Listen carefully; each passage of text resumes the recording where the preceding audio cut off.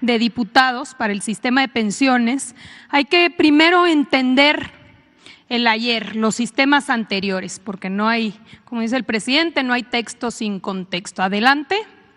¿Cómo funcionaba el sistema pensionario de 1973 a 1997, antes de la reforma nefasta del 97?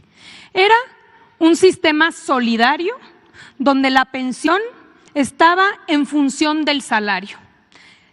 Las pensiones estaban a cargo del IMSS, te podías jubilar a los 60 años y con 10 años de trabajo, es decir, con 500 semanas de cotización. ¿Cuánto recibías?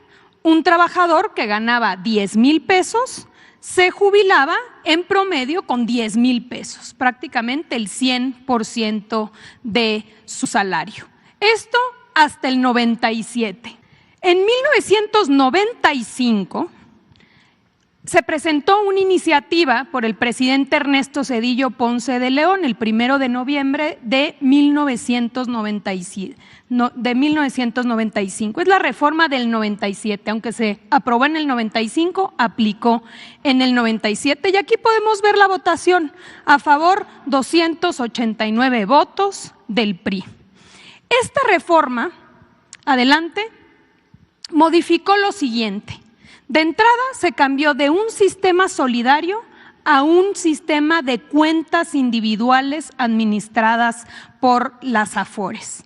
Número 2, se incrementaron las semanas de cotización de 10 años de trabajo a 25 años de trabajo, es decir, de 500 a 1,250 semanas. Y la pensión ya no era en función del salario, ahora era en función del ahorro de cada uno y una de los trabajadores. En su momento se dijo, vamos a tener los mismos rendimientos, tenemos que modernizarnos y copiarle a otros países del mundo que ya se están yendo por las AFORES, y estos fueron los resultados. Un trabajador que ganaba 10,000 pesos se jubilaba con 2,700. Aquí lo dijo un periodista, es el sistema de los 3,000 pesitos. Adelante. Años después llegó la reforma de 2007. Esta reforma le aplicó a los afiliados al ISSSTE, es decir, a los trabajadores al servicio del Estado. Fue una propuesta elaborada en 2004 por Vicente Fox con el financiamiento y la asesoría del Banco Mundial y fue aprobada durante la administración de Felipe Calderón. Aquí podemos ver la votación: a favor 313 votos del PRI, del PAN, entre otras. ¿En qué consistió esta reforma? Adelante. Primero, se introdujo el requisito de edad. Antes no requerías una edad para poderte jubilar como trabajador al servicio del Estado, se establecieron 65 años. Se pasó de un sistema solidario, igual que en la anterior, a un sistema de cuentas individuales administradas por las AFORES. Y nuevamente la pensión ya no era en función del salario, sino que era en función de lo que podías ahorrar en tu cuenta individual. Aquí está el ejemplo: una maestra que ganaba 10,000 pesos se jubila con 6,400, cuando en el sistema anterior se estaba jubilando con 10,000 pesos. Con esta problemática y viendo cómo la gente se empezaba a jubilar ya bajo este sistema, es que se decidió presentar una iniciativa de reforma a la ley del IMSS. El presidente Andrés Manuel López Obrador la presentó el 29 de septiembre de 2020. Vale la pena señalar que fue una reforma que prácticamente se aprobó por unanimidad, a reserva del PRD, que votó en contra. ¿En qué consistió principalmente? De entrada, incrementar la aportación patronal. Pasó del 5% al 13% de manera paulatina. Número 2, la disminución de comisión de AFORES. Se hizo un análisis que las AFORES en México estaban cobrando prácticamente el doble que lo que cobraban las AFORES en la región, en otros países. Por tanto, se estableció un promedio de lo que se cobraba en Colombia, en Chile y en Estados Unidos, y se estableció un tope. Solamente esta modificación a la fecha ha logrado un ahorro de 41,000 millones de pesos a favor de los trabajadores y se calcula que será un ahorro de cerca de 160,000 pesos. Aquí está la gráfica, podemos ver cuánto cobraban en 2015 y cómo es a partir de la reforma que se estabiliza prácticamente a la mitad.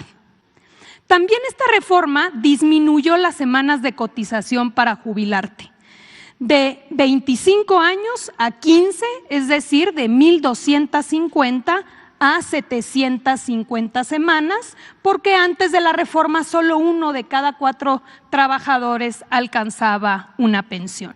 Entonces, podemos ver aquí cómo cambió si un trabajador que ganaba 10,000 pesos y que se jubilaba con 2,700, con la reforma de 2020, hoy se jubila con 6,000 pesos. Pero aún así era insuficiente.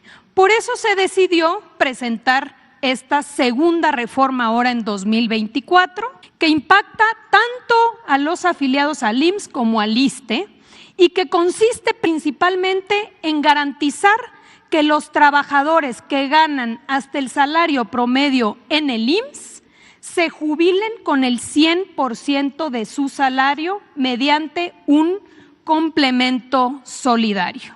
Es decir, estamos hablando que el salario promedio en el IMSS está en cerca de 16,400 pesos. Aquí podemos ver el ejemplo. Un trabajador que gana 10,000 pesos se jubilará con 10,000 pesos, 6,000 de su pensión, ya con la reforma del 2020, más 4,000 del complemento solidario. Así garantizamos que regresar al esquema anterior donde los trabajadores se estaban jubilando con el 100% de su salario. Adelante. En resumen, antes del 97, un trabajador que ganaba 10,000 se jubilaba con 10,000.